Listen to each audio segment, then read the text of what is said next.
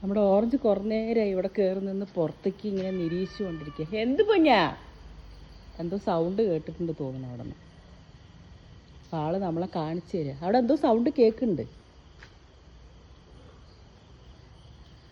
ആഹാ, അമ്പിളി മാമൻ പനിയുന്ന സൗണ്ട് വരുന്നു. നിൽക്കണമൊക്കെ പോയിട്ട് ഇരുട്ടിൽ കാണുന്നുണ്ടാ?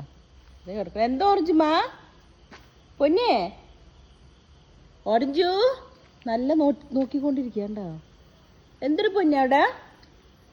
ആരാ? ഓറഞ്ചേ കിടക്കണണ്ട?